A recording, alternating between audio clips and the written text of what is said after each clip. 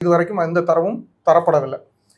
அது மட்டும் இல்லாமல் இதை நீங்கள் வந்து விஜய்க்கு எதிரான ஒரு கட்சியா அப்படின்னு பார்த்தீங்க அப்படின்னாக்க இன்னும் ஃபியூச்சர் வந்து எப்படி இருக்கும் அப்படின்றது விஜயோட பாயிண்ட் ஆஃப் வியூவில் அப்படின்னு பார்த்தோம் அப்படின்னா திரு விஜய் அவர்கள் ரொம்ப தெளிவாக ஆரம்பத்துல இருந்து சொல்லிட்டு இருக்காரு, கட்சியில எனக்கும் திமுகவுக்கும், அதாவது தாவேகாவுக்கும் திமுகவுக்கும் மட்டும்தான் இங்கே போட்டியே அப்படின்னு அவர் ஆரம்பத்தில் சொல்லும் போது இந்த எலெக்ஷன் வரைக்கும் பார்த்தீங்கன்னா யாருமே அதை ஒத்துக்கல. இன்ஃபேக்ட் வந்து திமுகவே அதை ஏற்றுக்கல.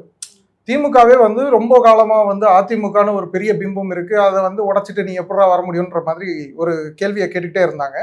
இன்னைக்கு ரொம்ப தெளிவாகவே மக்களுக்கும் நல்லா புரியும். அதாவது தொடர்ந்து நீங்க பார்க்க முடியுது, ஒவ்வொரு நாளைக்கும் அட்லீஸ்ட் ஒரு எம்எல்ஏவோ இல்லை ஒரு முக்கிய எம்பியோ ஒருத்தரோ வந்து தொடர்ந்து வந்து அதிமுகவில் வந்து தாவேக்கால சேர்ந்துக்கிட்டே இருக்கிறாங்க.